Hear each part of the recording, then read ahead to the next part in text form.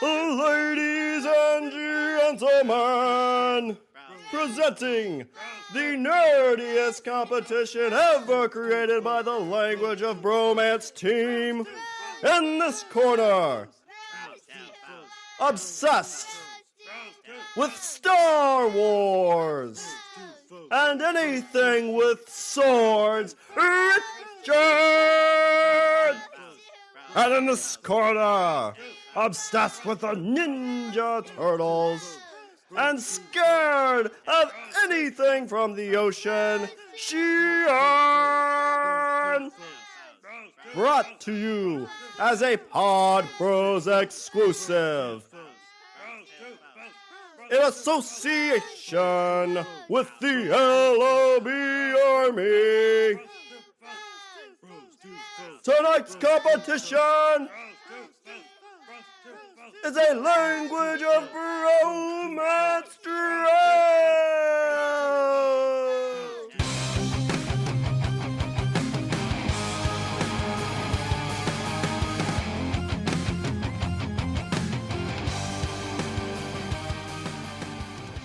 What's up, everybody? I'm Richard. And I'm Shawn. And today we are speaking the language of death. Oh, Richard, avenge me. This is the language of bromance. This is the language of fomance. We are enemies. And Shawn, what is it that what draft is it that I am going to beat you at today? So for the 29th time, Richard, we are going to do the on-screen death draft, bitches! Woo! There it is. Ow! Are you dying or coming? They're both kind of the same, aren't they? Are you coming or going?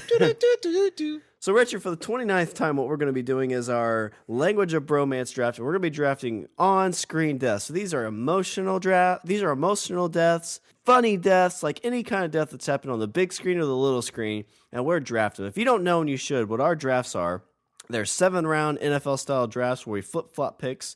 So whoever has the first pick in the first round gets the first pick in the second round. And back in the day, we flipped a penny to see who won, and I won. So on odd drafts, I get the first pick. And Richard, this is an odd draft, so guess what? This is on you. This first pick goes to me. It goes to you. So do you have anything to add before we kick this draft off? No, I'm curious. I'm curious to see. Usually your number one will give me an inkling on what direction you're kind of going. So I'm curious to see what your number one. See, you would think number one's the advantage. No, sir. I disagree. Number one's not the advantage. Number one, you're whipping your plan out. So I have a chance to adapt. All right. Well, my first round pick, Richard, when you said this is the draft you wanted to do, this was the first death that came to mind. This death, Richard, comes from a cartoon movie. A cartoon movie that I would say in a string of these companies' movies is probably in my top 5. All right. Richard, this story is about a young cub who just can't wait to be king. Oh. And he's out wandering. He's a soul that just has to go out and search. And what happens, Richard? He gets in trouble. And who comes along to save him? Daddy. His dad. Richard, my first pick in this draft is going to go with the sad death of Mr. Darth Vader, voiced by the Darth Vader. I'm going to go with Mufasa from The Lion King. I am so glad that you felt the need to mention that he was voiced by James Earl Jones. Yeah. No, Simba. That is the shadow place. You must never go there. Love it. But this was one of those, there's multiple things. Like, one, it's sad because, like, you see, him. Super sad. He saved Simba, right? Like, Simba was doing something he shouldn't have. Like kids do. And Scar was the one that caused the stampede, didn't he? I can't quite remember. Well, Scar had the hyenas cause the stampede. That's right. Yeah. So, I mean, he was not doing what he was supposed to, but it wasn't his fault that everything started. Like, the danger happened. So his dad, being a great dad, comes along, saves him. And there's the scene like Simba's racing back and forth. He's like, oh, God, Dad's getting trampled. But what happens, Richard? Mufasa jumps out. Yeah. Saves his ass. Yeah. You know what this movie taught me? listen to your father or else it'll be your fault he died. That's what this movie taught me. So now I watched that movie and the dad's like, don't play in the street. And I'm be like, okay, Dad, I don't want you to go. I love you. Don't die, Dad. I'm just going to the bathroom, Shawn. Laura, he's scared I'm going to the bathroom again. Did he watch that It movie? Oh, Lord. What do you think? I'm going to drown in the toilet? Baby. Can I go in there with you, Dad? No. Go play with your Barbies. That's how it starts. But the emotional part is like after Scar, says, long live the king, and pushes him back in and gets trampled. You see Simba. No. Yeah. Nudging his dad. He crawls under his paw. It's almost like the John Wick scene. He wakes up in the right puppy's in the feels. Yeah. Hey, I've got good news for you. I have actually watched John Wick 1 and 2. Ah, nice. And you can see why he got pissed off about his dog, right? Yeah. I get it. I do get it. Anyway, but I digress. But back to Mufasa. But the thing with the Mufasa death, too, is like, so he's a kid. Like, he's supposed to be king. And what happens? Scar comes up, it's like, it's all your fault, Simba. They're going to hate you. You better run, Simba. Run far. Why didn't Scar just kill him right there? I'm not exactly sure. Because, he could have been like, Chomp. Oh, they both got trampled. There's probably a Disney exec standing on the side, be like, no, not the cub, not the cub. Yeah. The dad's fine, not the cub. This is like Bambi. No, they didn't shoot Bambi. They shot Bambi's mom. And that was okay. Like, kids got over that. After a while. But I always feel like, even as a kid, like, watching this, you're kind of like, man, this is, like you said, like, it hits you in the feels. Does. You go and, like, your dad's snoring on the couch. And you, like, rub your head on him. Then you like crawl under his arm. And he wakes up. He's like, Jesus Christ, you're 15 years old, Shawn. Knock it off. Are you drunk? Drunk on love, Daddy. So for my first round pick, Richard, I am going to go with Mufasa's falling to his death, saving Simba in The Lion King. That's super sad. Yeah. That's super sad. Okay, I gotta do something to counteract your sadness. Okay, I'm gonna give you a scare. I'm gonna give you some fright.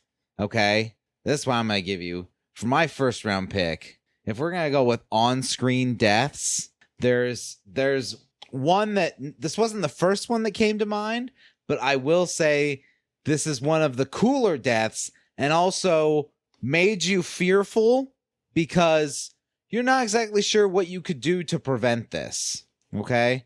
So for this death, the actor in question is the amazingly talented and sadly no longer with us, John Hurt. Okay. And the death I'm talking about is in one of the movies that made him famous, Shawn. I'm going to go with the very first Alien. Okay. And the death I'm talking about is everybody's sitting around and they're having dinner and they're having a nice time and everything's going great. And all of a sudden, John Hurt doesn't feel so good. And he's like, my stomach. And then things go from 0 to 100 in the blink of an eye. And Shawn, the on-screen death would be, of course, when the alien bursts from John Hurt's chest. Not again. That was Spaceballs. This is the first time. Okay, so I think if you're an adult or a kid, you watch that movie and that thing happens. Yeah. Like, okay, so in my brain, I always think of when I'm watching movies that are kind of creepy, I always think of ways you can easily avoid getting killed. Good point. You watch Friday the 13th, and then you say to yourself, well, if I don't go to Crystal Lake and certain parts of Manhattan and sometimes the space station during certain times of the month when there's a 13 that ends up on a Friday, then I'll be fine. Yeah. I'll survive. I'll be okay. Hey, don't fall asleep on Elm Street. Mm-hmm. Okay, I can do that. That's not an issue. Mike Myers, stay away from his sister. Yeah, stay away from his sister and a certain swath of Illinois and everything will be fine. Okay, I can easily do that. Shawn, where did this come from? That's my thing. Like, I get I understand the biology of it, the whole face hugger, blah, blah, blah, whatever. Yeah. But that thing jumps on you. It puts the alien inside your stomach, and then it falls off, and you don't even remember it happened. Yeah. Well, that's the thing. So you haven't seen the new movie, have you? No, I haven't. They kind of show it in the trailer, like there's like these pollens. Uh-huh. Like you've seen it, like the pollen like comes up and gets in somebody. Okay. So at least with those, like you have the face hugger jump on you. So how do you avoid it? Don't look in the egg. Don't let it jump on your face. Don't look at, if you see eggs, just run away from the eggs. But with this one, like they step on these pollens and they get in their face, and it's like an even worse kind of death. Like they go into like convulsions, like you see it in the trailer. Oh, like, yeah, they yeah. basically just become like a melted meat suit. Oh. Yeah. Like there's no way to avoid that one. Yeah, what do you do? What do you do to avoid that? I don't know. I don't know what the fuck you do. And then, like, you're just sitting there eating a meal with your best buds, and all of a sudden, boom, your chest explodes and an alien pops out, and you're dead. It's like we could have done this, like, some surgery to pull you out. Would have had a 8-ounce, 6-pound xenomorph baby. Yeah. Be like, you know what? Just talk to me nice. I'll give birth. Yeah. We can make this work. We both don't have to die. Yeah, I don't have to. You don't have to burst out of my chest. Let me pass you naturally, please. 18 years later, Zini is walking up there getting her degree. Little Zini. She cries and acid drips and it burns the hole through the stage. I did it, Dad! I'm so proud. I'm also glad you didn't, burst forth from my chest cavity and kill me instantly. That's nice too. She's only half mine. We don't know the mother. The other half was a parasite that had a vagina on the bottom of it. Okay, so first round pick, the chest burster death in Alien. That, because you watched that and you were like, oh, that's badass. So I kind of see where your dress might be going, Richard. Like yours are like these shocking deaths of like epic proportion of, like body explosions. Mine are more in the epic emotional like shock value. See, that's why I'm going to win, because you're going to fucking bum everybody out. It's life. Oh, God. Death, taxes, and sad deaths on TV. No. Shawn, this is a podcast. We're supposed to make people laugh. I mean, we can easily make them cry. So for my second round pick, Richard, this was a very shocking death, but it shouldn't have been that shocking because it's from one Joss Whedon. No, it's not the Buffy one. That is off of my list because that would bring everybody way down. Yeah, it would. But what I'm going for, Richard, is his space opera show, Firefly, goes to TV, gets a movie made for it, and what happens? We get to see our great pilot become a leaf on the wind. Watch him soar. Yeah, and you think, oh my God, they're all going to crash and die, right? No, he saves them all. He brings them into a safe landing. And what happens, Richard? I'm a leaf on the... Yeah, he gets spiked through the chest. For my second round pick, Richard, I'm going to go with Wash in Serenity. You want to talk about shocking fucking deaths?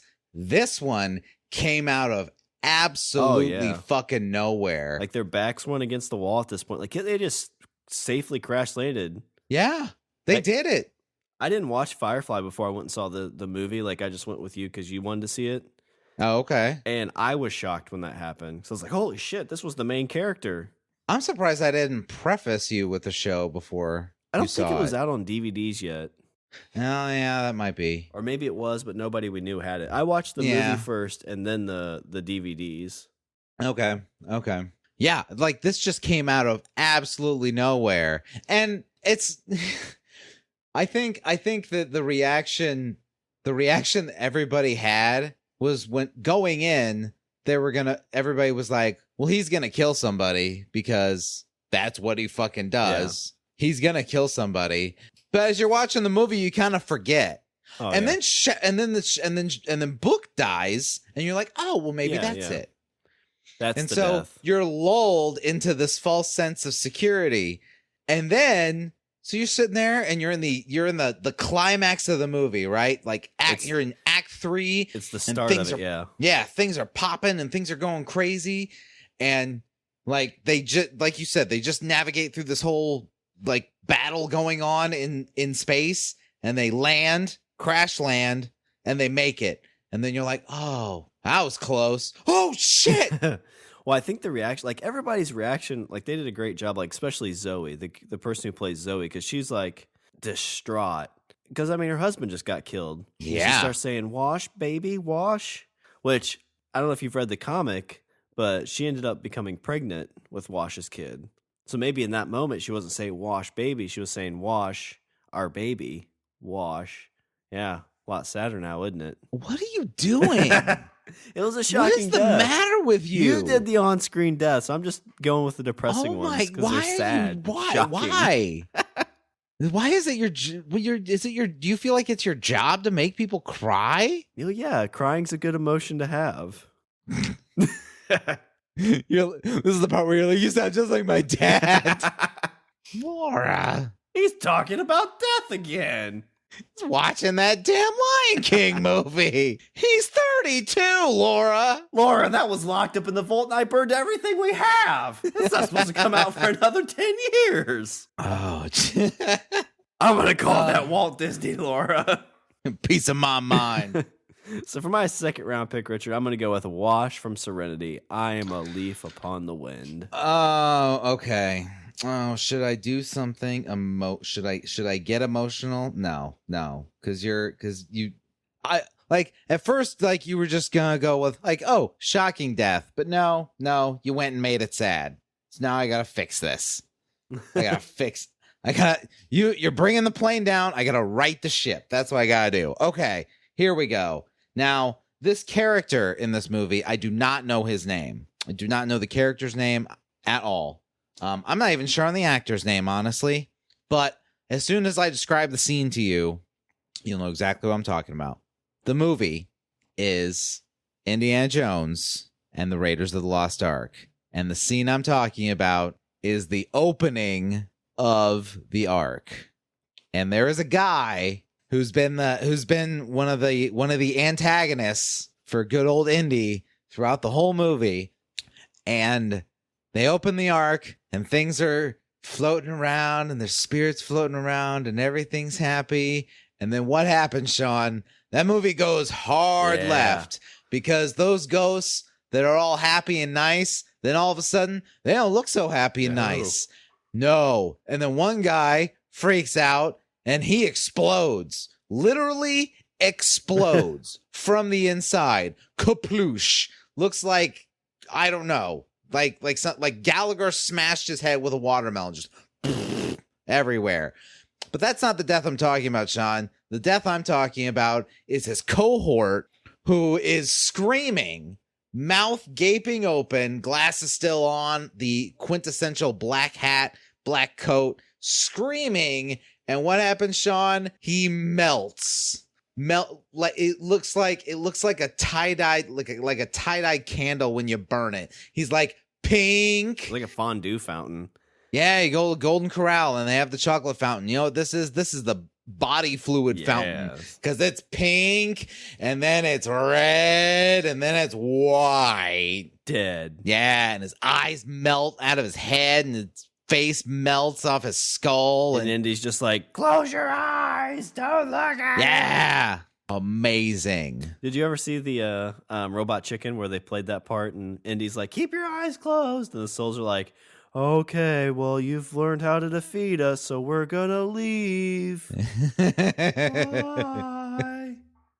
Are your eyes still closed? All right, well, we're leaving this time for sure. You guys are too good for us. You're not gone, are you? Yes, we're gone. Damn it. You've heard the whole theory, or not the theory, the whole one of the critiques of Indiana Jones and the Raiders of the Lost Ark, that all of that stuff would have happened anyway. Like he was pretty much worthless or unnecessary. Indy was completely tertiary to the entire film, which I kind of like. That doesn't take it away for me. Like, they still would have found the Ark, they still would have taken it to that island, they still would have opened it, and they all would have died. Like, that's cool. Like, the fact that Indy's there, like, that just makes it a bit cooler. It didn't take anything away from me. I kind of chalk it up to, like, it's like an early Forrest Gump, you know, like all the shit that Forrest Gump does, like all those he's weaving in and out of history. Like, that's cool. Would have happened anyway. Just got weird pictures of him trying to pee after drinking too much Dr. Pepper. Yeah. But the Ark wouldn't have ended up in the museum place, though. This is true. So, and then we wouldn't see it in Indiana Jones 4. And also, wouldn't he have, like, found the Well of Souls? Or what? Like, Indy was the one that found the Well of Souls, right? I can't. It's been a long time since I've seen it. That was my big hang up. Like, he uses a little staff with the thing. Anyway, that's my death. My death is, like I said, I couldn't tell you the character's name, but Ark opens up and his face fucking melts. And that is amazing. And that is, like, you watch that and you're like, oh, Nazi fondue. Nazi fondue. I like that. That's what you should name the pick. Nazi fondue. That should be the name of, like, some album. So I'm going to name my band. But you never really want to name your band Nazi. You get a whole different crowd. Yeah, you don't want to put the word Nazi in anything. We're Nazi fondue. Why you gotta be Nazi fondue? Fine, we're the very tolerant fondue. Well, if you name yourself Nazi fondue, that's when you go into a club and start playing, and there's a lot of dudes without much hair showing up. Like, oh, this isn't what we wanted at all. This is bad audience. All right, Richard. Well, you complained that my first two picks were too emotional, and actually, I have a bunch more emotional ones. And this was further down my list because I thought you would take it too soon. Okay. But Richard, I'm going to go with, it's a death that happened in a zombie movie. Okay. But it was kind of a funny death. It was unexpected. The character showing up was unexpected. Richard, the movie is Zombieland. And I am going to go with the death of the one and only Bill Murray. This was on my list, but it was not near the top. So I kind of had this towards the bottom, so maybe I'm taking it a little too soon, but it's still a great pick. Like, you show up and there's Bill Murray in zombie outfit, right? Walking around. He's playing golf, like no waiting in line. He gets to golf whenever he wants. What happens, Richard? Practical joke. That's what gets you every time. It's like, you know what? I'm going to go scare that fucker. Walks in. Oh, and then what happens? Shotgun to the belly. Shotgun to the belly. And then my favorite bit of that is Woody Harrelson's like, do you have any regrets? And Bill Murray's like, Garfield, maybe. Did you know, I've heard the reason he took Garfield is because I think the guy's name is like Cohen something, and he thought it was the Cohen brothers that were asking him to do this. Yes, he thought it was the Coen brothers, and he's like, why are they doing a Garfield movie? Oh, whatever. He did two of them though, so they must have paid well. No, I thought he only did the first one. He did two? I thought he did the second one. I don't think he did the second one. You can find out, but I'm pretty sure he only did the first one. Because after the first one, and then he found that out, and he was pissed. Because he was like, what the fuck? What the fuck is this? No, he did Garfield too. He was the voice of Garfield too. Well, that's on him. The Tale of Two Kitties. Yeah, that one is on him. Fool me once. Shame on you. Fool me twice. The paycheck has to be bigger. I think it was cool that he just kind of came out of nowhere in this movie. Like, his appearance came out of nowhere. They show up at this house in L.A., and a guy walks in, and they're like, holy shit, it's Bill Murray. Smacks him with a golf club. Yeah. Wow. And it was like, I wasn't expecting him to die. I mean, it's Bill Murray. No. Who's going to kill Bill Murray? Zombies couldn't even kill Bill Murray. No, they couldn't.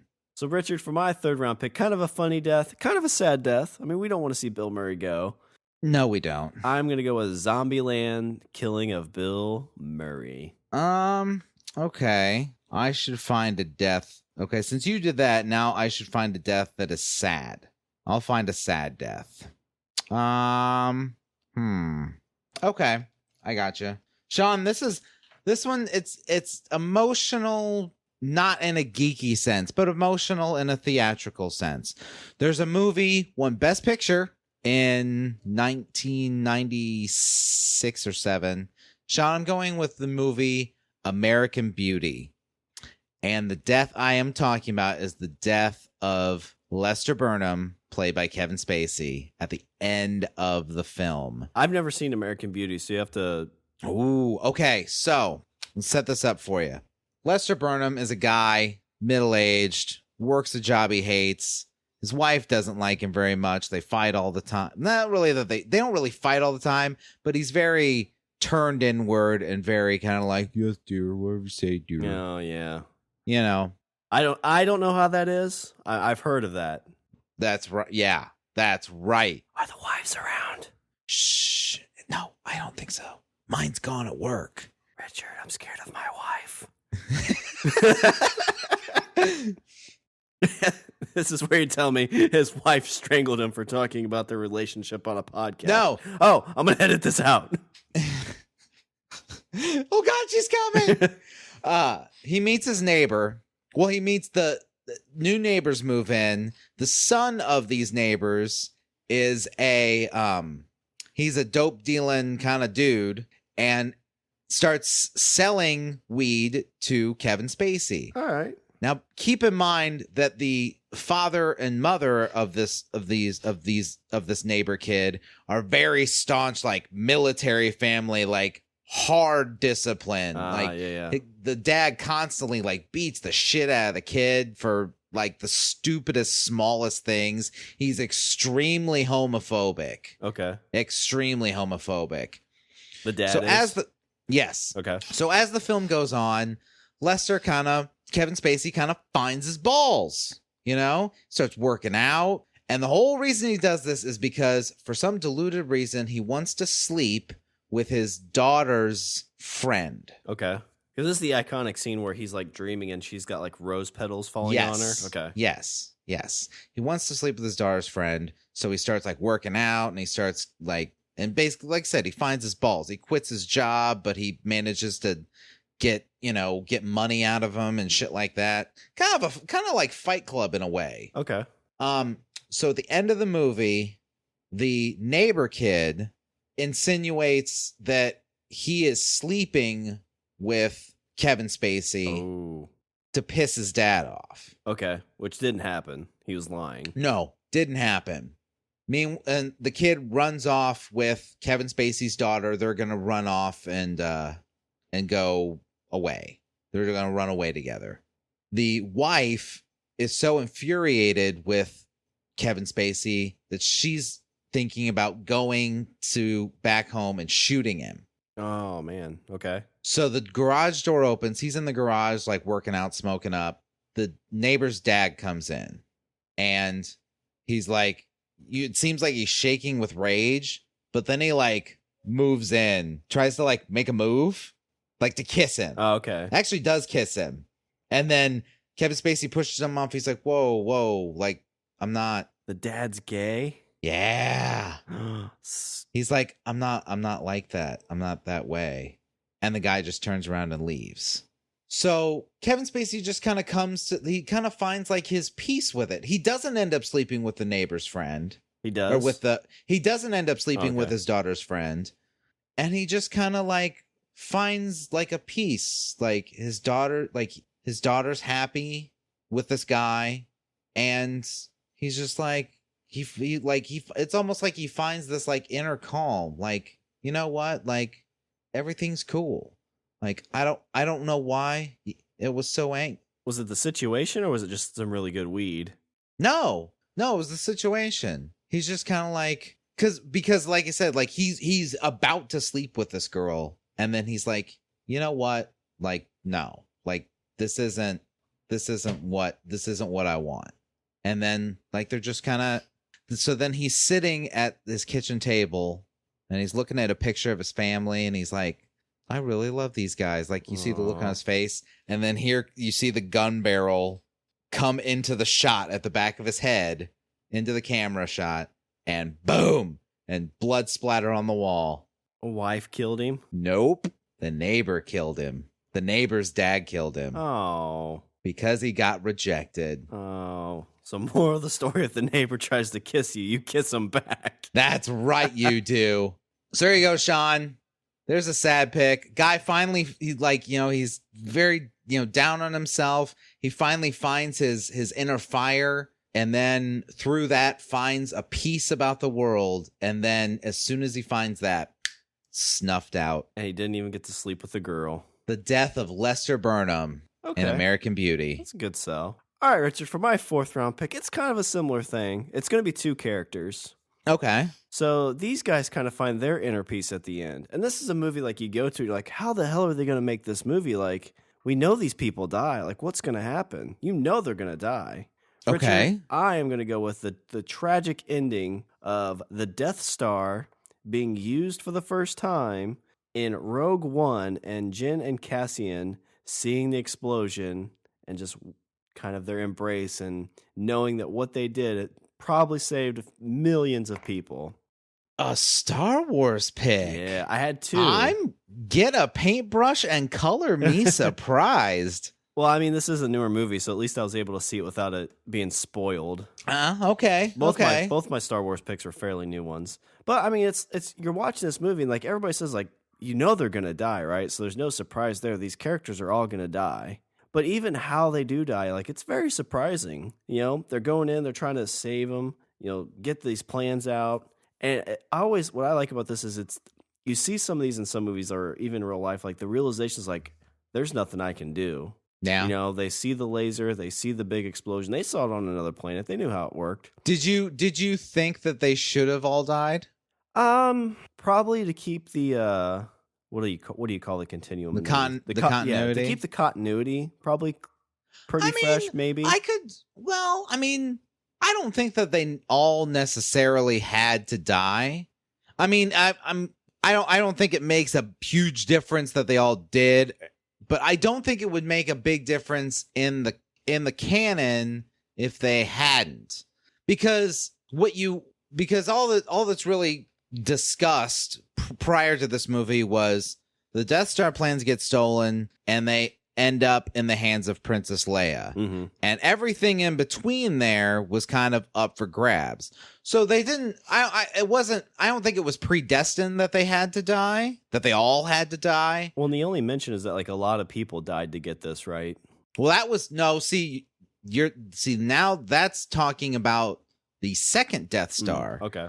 Because the second Death Star, Mon Mothma is talking about the Bothan spies and how they've, learned that where the Death Star is being built. They've learned that the Emperor's on the Death Star. And then she says many Bothans died to bring us this information. Okay. But she's talking about Death Star 2. Death Star 1, it's just Leia's in the ship. If we're just going with just the movies, Leia's in the ship. She has the plans. That would be kind of cool if they would have like kept somebody alive from that. Because I mean, realistically, they probably would have went in hiding after this. Right. That's kind of what I would think. And you could bring him back years later. Yeah, you could bring him back in 8 or 9. Yeah, you could bring him back in 8 or something like that, and they'd be super old. They could have helped with the Death Star too. Yeah. But like, we need somebody that's done this before. Well, yeah, but I mean... And it's like a Mission Impossible thing where Tom Cruise shows up in every movie.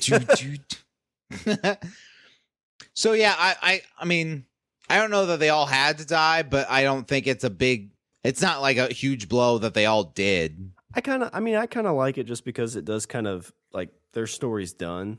So you don't have to worry about them popping up anywhere. Right. I will agree with you there that it is kind of, it adds a finality to it that you don't really get a lot in movies like that, especially a movie that's part of this huge franchise like Star Wars. Like, you want to keep those characters as long, you want to hold on to them as long as possible, because that's your if they're good, if you like them, then that's your fucking money machine. Yeah. That's your cash register. You sell them toys. That's how you do it. Yeah. You don't shoot Batman in the head. You keep him around for 12 more fucking movies. But it does kind of like, to add to the canon of like the evil empire. I mean, if some of them were survived, be like, oh well, it's actually not as fortified as you would think. Like in real life, like you think you try to infiltrate a base like that, realistically, that's a suicide mission. And in how many movies when you hear somebody say, oh, this is a suicide mission, all the main characters survive. Like this one, they didn't. Like nobody survived this. Nobody survived. It's kind of like Storm of the Beaches of Normandy. Like that's also a good point. It makes it a bit more real. Mm. And I say real in a movie where there's spaceships and laser swords. Well, not laser swords. This was just a solid it's basically like a war movie, but in this fake universe. Yeah. I mean, that's why you think like Saving Private Ryan is so impactful, because like that's actually kind of what happened. Their deaths are so noble. The tailgate drops and like people are dying on their ships because the definition of noble sacrifice. Yeah. So for my 4th round pick, Richard, I'm going to go with Rogue One's Jyn and Cassian. I like that. And you know what? I had a Star Wars death on here, but you know what? I'm not going to put it because I'm not going to call it because I'll keep that for me. Keep that for me. So far of all of our deaths, like this is the one where they kind of saw it coming too. Yeah. Like, you think of like ships going down, or like, if you're in a ship that's a plane that's about to crash, like you're like, well, it's going to happen. Yeah. Not much I can do, but... Oh, we've done movies. I feel like I should go to television. Okay. Now I'm going to go... Okay, so here we go. I'm going to go with a death that was satisfying. And I know that sounds weird to say. A satisfying death. Oh, don't look at me like that. This is a death that feels good. Feels good in your heart that you saw it happen. Shawn, fairly recent, and I don't know if I should put a spoiler tag in front of this, but... Shawn, for my next pick, I'm going to go with the death of Ramsay Bolton. Oh, yeah. I thought you were going to go with somebody else. Yeah. No. I thought that, but I like this one better. I really like this one. Felt better for me. This one made me feel more complete as a person, because I have never hated a young kid as much as I hated Ramsay Bolton. Well, Ramsay Bolton was like more of a teenager, though. Like he was a young adult, more so than a kid. Yeah. But see, I don't really know how I should feel about this one, Richard, because in the books right now, oh my God, Ramsay Bolton's still alive. See, there was a reason that I didn't want to pick this, and this is the reason. But it's happening, so you know what? I'm riding it out. Okay. You look at Joffrey, and Joffrey is an evil person. But then you sure, like he was evil more in the sense of like he was just crazy. I think Joffrey was just kind of sadistic. I felt like he liked inflicting pain on, like he liked being mean. Like he's like the little kid bully. But the second someone like pushes him down or punches him in the face or whatever, he's a whining bitch. Yeah. Like. Ramsay is like that in a sense, but he doesn't let you get to the point where you can take a swing. Yeah. Like not really a lot of people got into a fight with like a one-on-one fight with Ramsay Bolton. Well, yeah, up till the end, like it took a giant breaking down a door.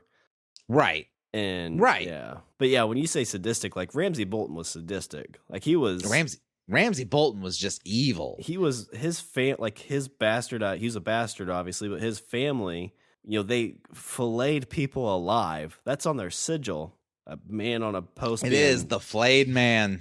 And so let's run through what the shit this guy did. Okay, number one, kill some of the Starks. Like okay, takes one of the Starks as a bride. I put bride in quotes, air quotes. Yeah. Have you heard the theories about why she wears long outfits? No. There's theories out there that when she was married to Ramsay, he actually filleted her. Oh. So that's why she's wearing long dresses and stuff. It might just be because they're in the north too, but like I guess in everything you don't see any of her skin besides her hands and her face. Right. And when she was in that room with Littlefingers, she says something to the effect of like, you don't know like part of what he did to me and the suffering he caused. And so people are like, oh, I wonder if like he like filleted her. Okay, so then Reek or oh God, I can't even remember his fucking name now. His actual name. Greyjoy. Greyjoy, yeah. Theon Greyjoy. Like Theon, yeah. He broke him. Yeah, oh, yeah. Like I didn't think that was something you could do to an adult male, but he broke him. Well, and I don't mean broke in the sense that like, oh, he's with me now. I mean, he broke that person's brain. Broke it. He took it and he went snap and it's broken. That is a broken man. And I don't mean broken in the sense that he's like, oh, emotional and weepy. I mean, that man's broke. And yeah, not just the fact that he doesn't have a wee anymore either. Yeah. He's broken. He broke a human being in a way that I didn't think was actually even possible. Well, that's the sick thing that he did. Like he makes him think he's going to be able to get away. He ends up killing the girl and brings Reek back. And then finally when somebody comes to rescue him, he's like, nope, can't, Reek can't go. Reek, nope. Broke him. And so what happens in the end, Shawn? He's sitting in his chair and you think like, this motherfucker's going to live. Yeah. This dude is going to survive. How is this possible? But nope. Who shows up? Sansa. And what's Sansa do? Let's loose the dogs. Yeah. The dogs. His dogs that were he did terrible things with these fucking dogs. Yeah. Oh, he had him eat his baby brother and mother-in-law. Yeah. Oh my God. Yeah. And the smugness on his face is like, these are my mutts. They won't do anything. She's like, well, I don't know exactly how she says it, but Well, she's like, you're the one that didn't feed them. Yeah. You didn't feed them for 7 days. You said so yourself. Yeah. And then that dog just climbs up on his lap and is looking right at him. And as soon as it bites him right in the mush, right in the face, bites him in the face, then you're like, don't cut away from that. Don't cut away from that. Don't show me Sansa walking away. I want to see this. I want to make sure that this is happening. Like, don't give me screams in the background. I need visual proof that what's going on is what's going on because all the Stark deaths you made me watch, give me this. Yeah. So they didn't give me that. So I have to live with just that one image and the screams, but it's fine. It's fine.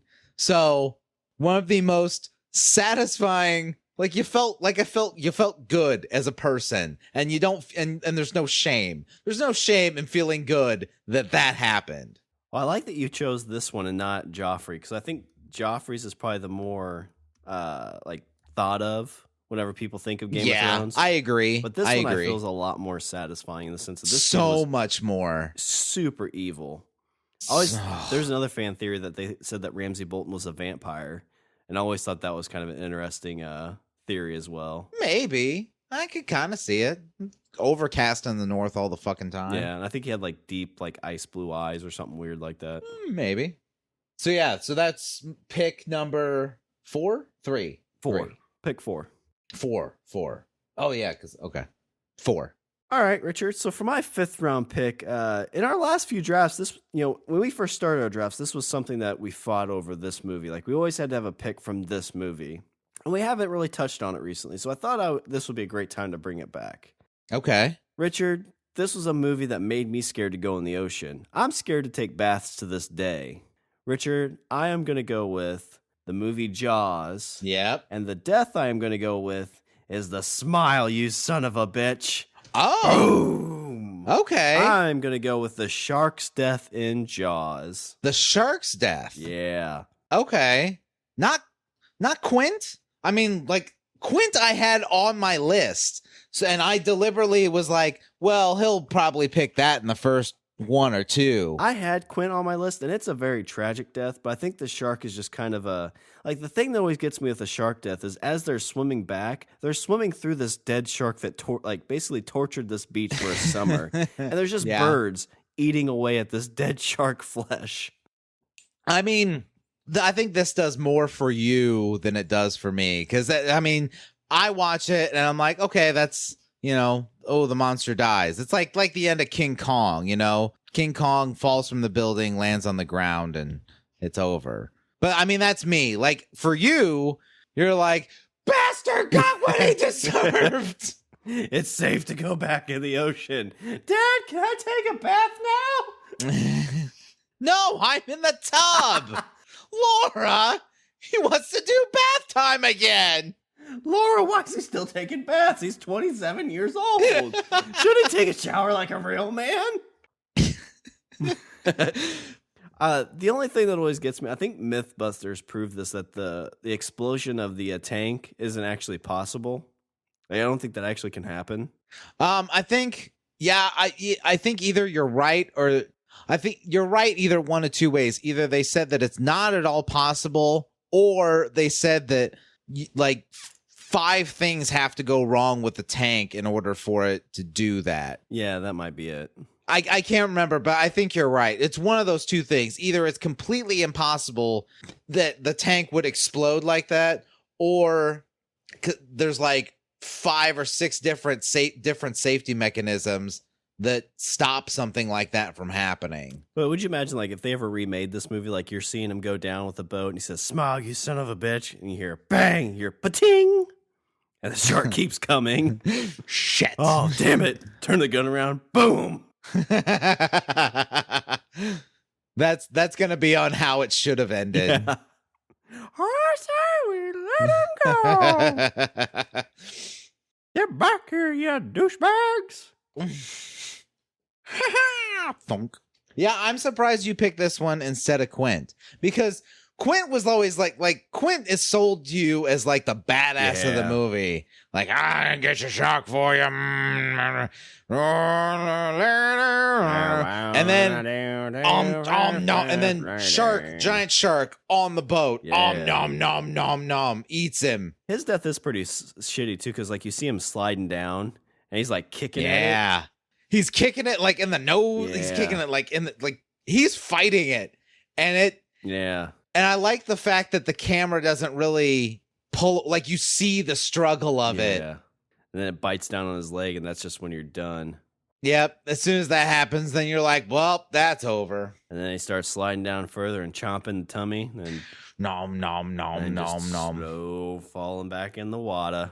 But I think the shark's kind of a cool explosion death, and it kind of ends the monster. And it's, like you say Jaws, like Quint. So, but I say no. I say the shark. So I'm going to go with, for my 5th round pick, the shark, Bruce the shark from Jaws. You know why I like the shark death better than Quint's death? Because one death is the shark, and the other one's Quint. But the other death is the shark, the bane of my existence. Oh, okay. We are on number 5. Number 5. Oh. See, this is where I'm kind of like, oh, I don't know, because there's something, because you have that one you save for last, you know?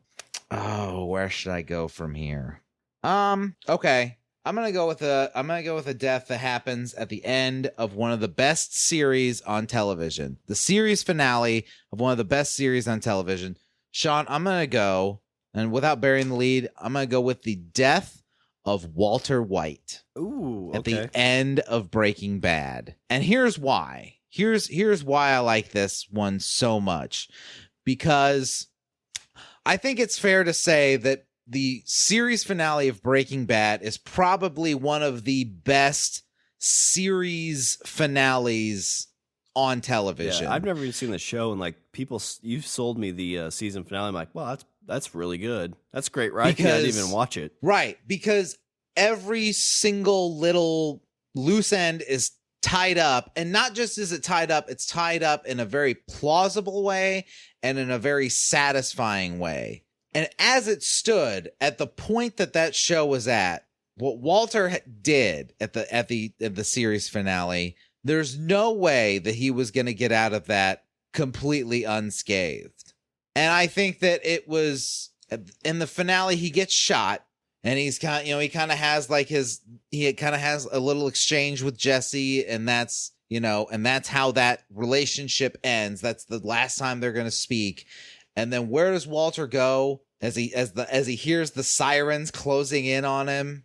There's no way out for him. He's not only is he dying, he's either going to end up dead or arrested. Now, he doesn't shoot himself. He ends up dying just, from the blood loss of the gun wound. But what's he do?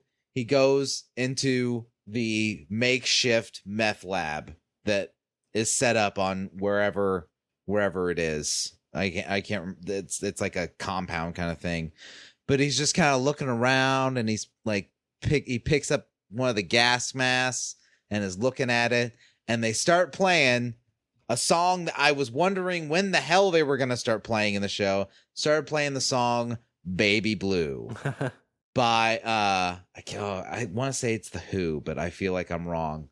And the reason they go with Baby Blue because the meth that Walter White made was like this sky blue color. Yeah. So the song is Baby Blue, and the very first line in the song is, I guess I got what I deserved. Fitting. Oh, and then he just falls down, and that's how he dies, and that's where the series ends. And you got done, and that happens, and you don't feel cheated. You don't feel cheated at all. It's not Tony Soprano sitting in a restaurant, and then in mid-song it cuts off, and then there's nothing. And then you're like, what happened? It's not It's not Dexter where you're like, well, what is he on the boat going into the hurricane? Wait, he's a logger now? Dexter's a logger? Yeah.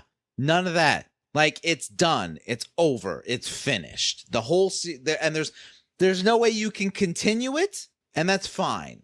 And I think that's what sold I think Breaking Bad is what sold television as a viable medium to tell a very sophisticated, complex story. Because that show had a beginning, it had a middle, and with that finale, it had a very definite end. Yeah. I think you're going to start seeing that more where shows kind of have that definite end. They're going to try and stick the landing and not kind of like, well, we're stopping. And not try and tease something else or a spin-off or what, Because most of them are like, well, we're stopping it because the actors are getting too overpaid and ratings are down, but we kind of want to leave the door open just in case. So right. Now, like, you take that show Better Call Saul, like, that's set in the rough timeline, but I don't feel like that show is really interfering with the canon, I guess, that's established by Breaking Bad. Does it take place before Breaking Bad? It takes place, well, the first like 3 minutes of the premiere of the pilot, the first 3 minutes take place after everything. Oh, okay. But then, the whole thing is set. The whole thing is set prior to Breaking Bad. Gotcha. And it's basically it's the backstory of a secondary character in the show, and then it introduces the other secondary characters in the show. I got you. And that's fine. I'm totally fine with that. I mean, they're talking about doing that with Game of Thrones, like a prequel type thing, which is fine. Yeah. With me. So there you go. There's pick number 5, the death of Walter White. All right, for my 6th round pick, Richard, I am going to go. This is another animal death. It's a little bit of a sad death. Okay. Actually, this is my 3rd animal death now that I think about it. Yeah. But this is one about a man's best friend, Richard. Dogs, right? Dogs are man's best friend. This is going to go. God. This is one of the other things that people love. Will Smith, Richard. I'm going to go with the movie I Am Legend. And the death of Sam, the dog. Now. Oh yeah. I totally didn't even think about that one. Yeah, this death. I cried during this death. You said animal death. I thought you were going to be like Bambi's mom. Or... Well, no, I mean, the hunter needed to get meat for his fridge. Fuck animals. But this death, Richard, like you're watching this movie and it's post-apocalyptic. Will Smith is a doctor. He's trying to figure out the cure. So he's at ground zero. Like this virus spreads, like they fixed cancer, but it ended up causing like people to go like zombie vampire type, 28 days later type of things. Yeah. And animals can get it too. So you see Will Smith, one of the mannequins that he's been talking to because he's going crazy by himself, has moved. That's crazy, right? What happened, Richard? They set a trap. They do. So he made a mistake and tried to go away because they're trying to capture him for the sun to go down so they could eat him. But they have dogs as well, Richard. And his dog, Sam, was sitting there trying to protect him, so was fighting these dogs off. He gets away, tries to get his gun. But what happens, Richard? What happens, Sean? Sam gets Yeah, bit. he does. Oh, yeah, he does? What, Sam? Sam's a girl, isn't she? That's the part that. Fuck. Yeah. Yeah, So I forgot about that. he ends up killing those 3 evil dogs and gets his dog and she doesn't even die. Like, she's still alive, and he tries to rush her home, give her the antidote, but it was too late. And you see him holding her, crying, and he's like, Sam, Sam. And he says, Samantha. And you're like, the dog was a girl. Yeah. Because the whole time he calls her Sam, and you're like, oh, it's a male dog. No, it was this female dog. No, and then you get the whole thing that it's a puppy that he was gonna give to the kid, and then it ends up working. You know, it ends up that he has the puppy, and he's not even like big on dogs, but then like that she becomes his like companion. Oh, well, it's his only real life, like the only other living thing that's there with him. But Richard, how Samantha ends up dying? He smothers her to death because she's starting to turn. Yeah. And then he's all alone. But that goes kind of like the idea of, like, you know, you think of, you make a mistake and it costs you. Like, if he didn't let himself lapse for a second and get caught, his dog would have stayed alive. But you know, in that moment, he saw that he made a mistake. He's like calling her to get in the car too. Like, I think he's trying to tell her, like, don't go near him. But, yeah. And then she runs off because she tries to save him, because she does her part to keep him alive. Oh, yep. So for my 6th round pick, Richard, I'm going to go with I Am Legend, Samantha the dog. Okay. 6th round pick. I'm going to go with this one's kind of an odd one. I will admit, and I'll explain my reasoning behind this, okay? Shawn, who were some of the big action stars, or the big badass, kind of movies that badass movie actors you saw in the 90s? Sylvester Stallone, Bruce Willis, Arnold Schwarzenegger, Donald Glover. Yeah. Getting too old for this shit. Okay, so there was one that was kind of did a lot of kind of B movies. He was known for like being big on karate, Jean-Claude Van Damme? Steven Seagal. Oh, okay. Okay. So there's a movie which actually had had a bunch of people in it that I didn't realize it until I really looked at the movie. The movie is called Executive Decision.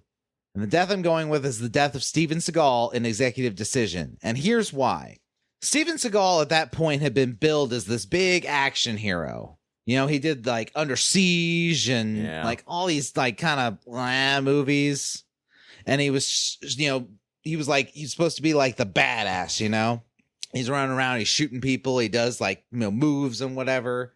So we get to Executive Decision, and he's the commander of the SEAL team. Okay. And there's a plane that's been hijacked, that's flying to the US, and Kurt Russell's in the movie, and Kurt Russell's playing like the analyst kind of guy. Okay. So the plan to get onto this plane is they have a bomber plane that flies underneath this 747, and they manage to run through this experimental technology. They have a tube that's going to connect the two planes. Okay. And then the SEAL team can board the plane that way, and then they're going to go take all these terrorists out. So everybody climbs up, everybody gets into the plane.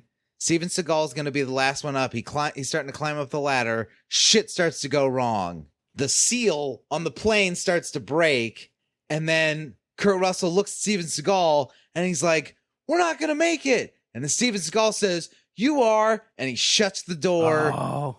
And the tube breaks, and Steven Seagal goes flying out of the plane and into what I assume falls 30,000 feet into the ocean. Oh. So Steven Seagal, who's supposed to be big action hero, you're watching this movie and you're thinking it's going to be Steven Seagal being a badass on a plane killing terrorists. Nope. Steven Seagal flies out of a plane and lands in the ocean and dies. Who was flying the plane? Somebody should have been flying the plane below. They had a pilot, but I'm saying he couldn't. The two planes were screwing up. And they had to, basically they had to mimic, the bottom plane had to mimic what the top plane was doing. I gotcha. You know what this sounds like to me, Richard? What? Is somebody in Hollywood asking for too much money to do a movie. Yeah. They took care of Steven Seagal's salary when they threw him out of the fucking plane. Steven Seagal's like, I want double or I'm not doing this movie anymore. Well, it looks like you're getting written out. But yeah, that totally kind of, I watched that movie and it kind of fucked with my head a little bit because I was like, oh, they killed Steven Seagal. Huh. What the hell's this movie about then now? You're waiting for him to come back through the whole movie. Climbing on the side of the plane. Cha-chunk. Cha-chunk. I had magnets. Cha-chunk. I knew it. Steven Seagal, you seal bastard. Okay, so there you go. 6th round pick. The death of Steven Seagal in the movie Executive Decision. All right, Richard. For my 7th round money shot pick, I'm going to go with a shocking death, too. This character is in a whole bunch of movies, and he's a badass in those movies. He likes to throw around the MFer a lot. Yeah. Samuel L. Jackson, right? We all love Samuel L. Jackson. This was on my list. I had this one on my list too. If I was like, if he doesn't pick the Quint thing, he's gotta pick this one. That's what I'm picking. So this is the movie Deep Blue Sea, Richard. It's got the Punisher in it. Tom Jane, I believe, is in this movie. Yes, it does. Samuel L. Jackson, LL Cool J. LL Cool J. Because his head is like a shark fin. He's like the religious cook with a parrot. But the scene I'm going for, it's Russell Franklin. He's given this huge speech because these sharks they've been like experimenting on and like have made them like super smart. So right, like the Punisher Tom Jane's like swimming with them and stuff. But he's standing there, he's giving the speech of like, blah, blah, blah. These are just some sharks. I'm tired of these motherfucking sharks in my motherfucking ocean. And what happens, Richard? What happened, Shawn? Through the hole that leads into the water cage that these sharks are at, out of the water, chomp, right on Samuel L. Jackson. I got eaten by a motherfucking shark. Shark jumps out and eats Samuel L. Jackson.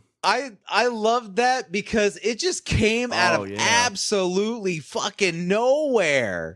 This was really like I was at either the age or this is the time where like movies could come on TBS and you wouldn't have been spoiled by it. Because like if this happened today, everybody would know. It's like, oh, did you see the movie Samuel L. Jackson got eaten by a shark in? Yeah, and it's I can tell you exactly what everybody's reaction is when they first see it. Like they're sitting there and it happens, then they're like, oh wait. Oh, that's badass. Well, you kind of jump because he's giving the speech. It's like, yeah, you fuckers need to type. Oh, Jesus Christ. Yeah, you're like, oh my God. Yeah. You're all going to die. That's fucking amazing. Shark, shark, shark, shark. Genius sharks. Genius sharks. But I love the shock value of this. I love that it came out of nowhere. And I love the fact that it's like it's Samuel L. Jackson. Like you killed your main character. Then you know nobody's safe.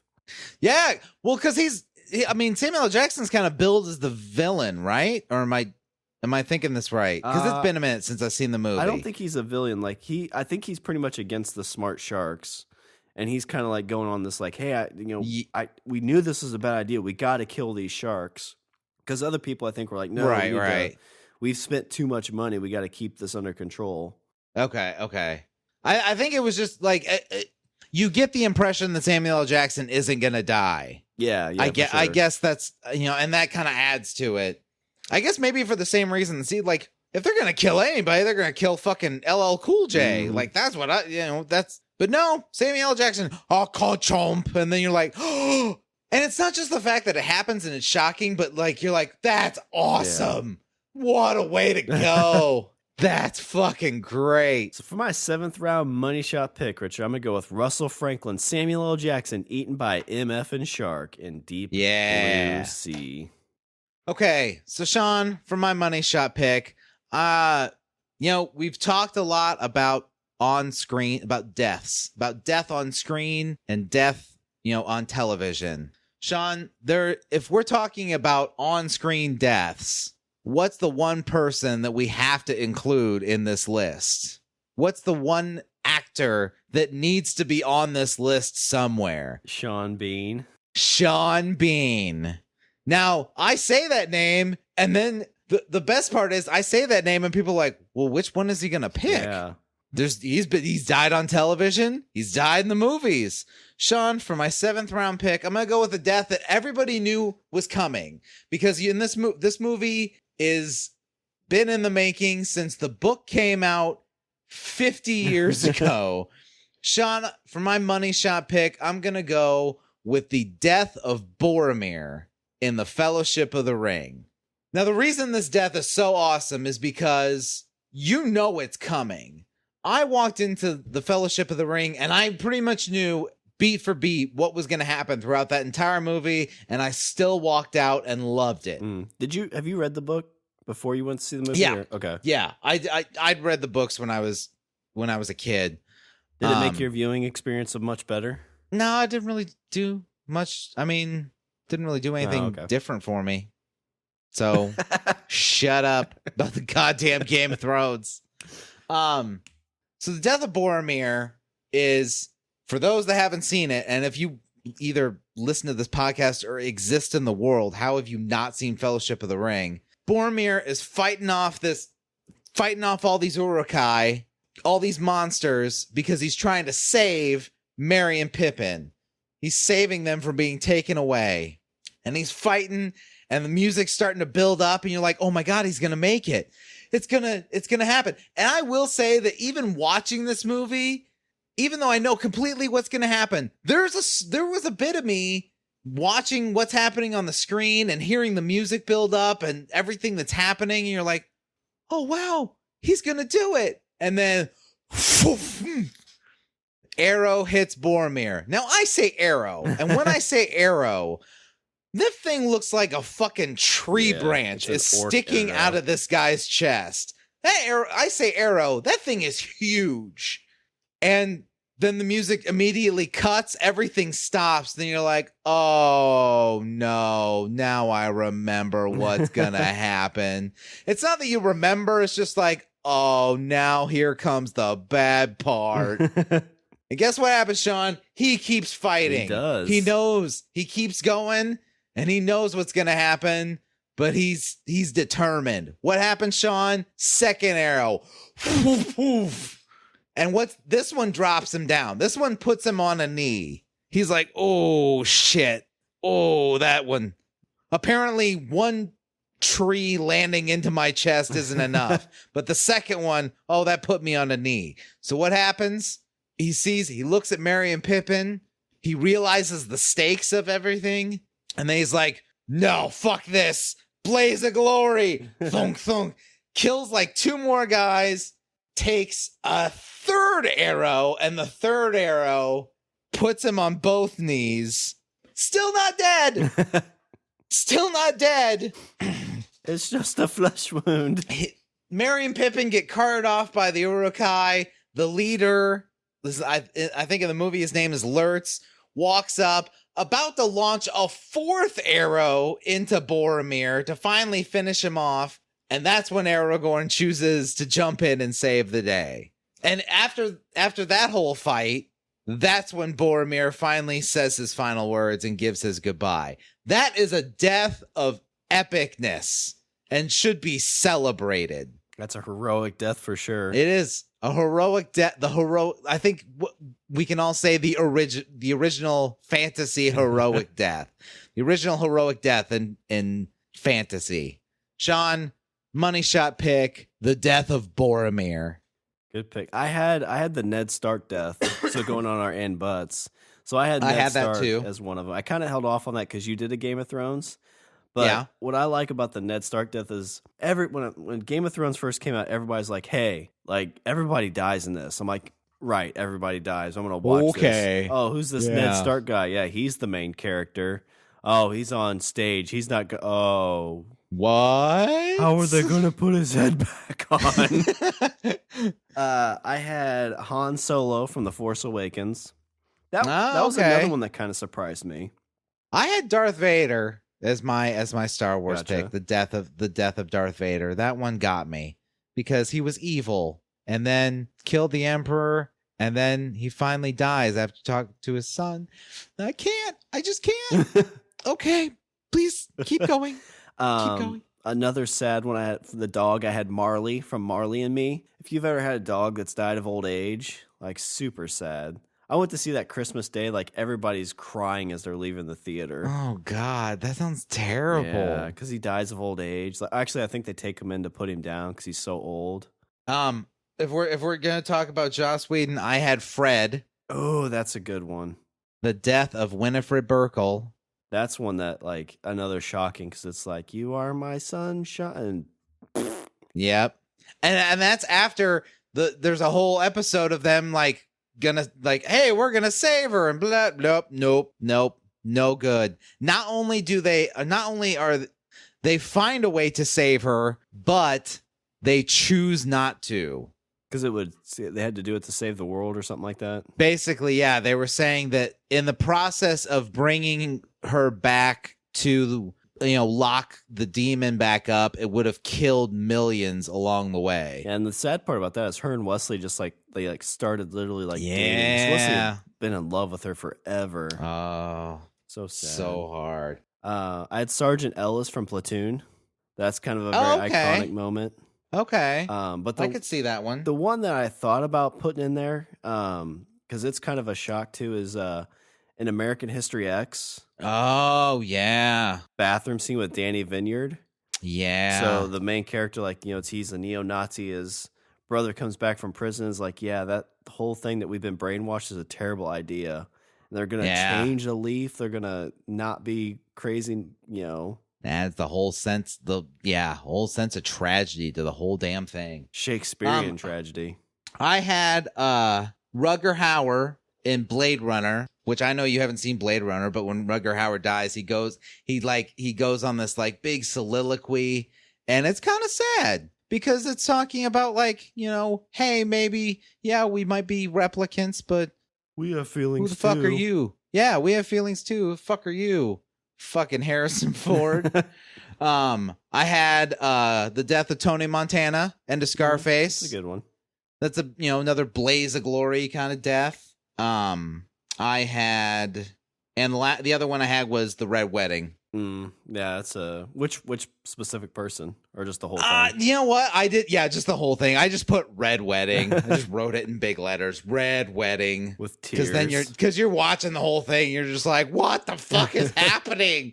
What are they gonna do now? All right, well, let me run through our picks again. So for my first round pick, I had Mufasa from The Lion King. Second round pick, Wash from Serenity. Third round pick, Bill Murray from Zombieland. Fourth round pick, Jin and Cassian from Rogue One. Fifth round pick, the Shark Bruce from Jaws. Sixth round pick, Samantha the Dog from I Am Legend. And seventh round pick, Russell Franklin, Samuel L. Jackson, eaten by MF and Shark in Deep Blue Sea. Yeah. For Richard, his first round pick was a xenomorph bursting out of his chest in Alien. Second round pick's Nazi melting face from Indiana Jones, Raiders of the Lost Ark. Nazi fondue. Third round pick, Death of Lester Burnham from American Beauty. Fourth round pick, Ramsay Bolton from Game of Thrones. Fifth round pick, Walter White from Breaking Bad. Guess I got what I deserve. Sixth round pick, Steven Seagal, You Are, Executive Decision. Old guy dies. I don't know. It's Steven Seagal. Whatever. And for the seventh round money shot pick, Boromir from Fellowship of the Ring. Whoop, woof. Tree branch. All right, Richard. So for this on-screen death draft, do you have any Richard's closing thoughts? It seems like there are three ways to die on a screen. You either die in an epic blaze of glory, you die in a super cool, funny way, or a super sad way. And there's, I think you could say that there's good and bad of each of them. But I think that we did a very adequate job of running the gamut of those three. All three ways are rememberable in their own way. Yeah. All right, well, let me do a little bit of housekeeping as we bring this draft to a close. Visit our website. We're at languageofbromance.com. Follow us on Twitter. We're at languageofbro. Email us at eatthebeaver@languageofbromance.com. Check out the LOB Army intelligence reports. Like us on Facebook. Go out and recruit somebody for the LOB Army by getting someone you know to subscribe on Apple Podcast, Google Play, or Stitcher. And when you're on iTunes, be sure to rate us and please leave a review, because the reviews are super helpful in keeping us in rankings in iTunes and help keep us relevant and on all those search engines. And you can always check us out as well on the Pod Bros Network, the podcast site network that will never die. Ooh, what is dead will never die. And if you want to throw a little bit of money in our pockets so we can afford our caskets and stuff when we finally pass on in a that shit's expensive. humorous death, go to our Patreon account. It's www.patreon.com/language of bromance. I want to be in mid-speech and then get eaten by a genius shark. And I say we eat the... Ah! All right, was there anything before I close her out? No. Let's kill this draft in a blaze of glory. All right, well, that's all the bromance we have for this show. I'm Shawn. And I'm Richard. And I say we eat the beaver. Chomp. Ow, Richard, my chest really... Oh, God! The beaver ate you. That's funny.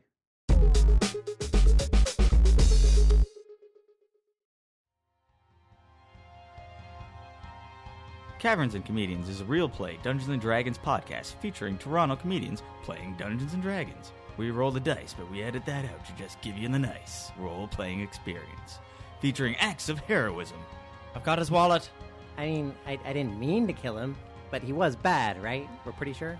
Do I have to heal you? I don't want to. Can't you just die? Ooh, a dungeon master. My safe word is potato. Stumbling towards goodness, one roll at a time. Caverns and Comedians can be found on iTunes, Google Play, or kicksandgigglesentertainment.com.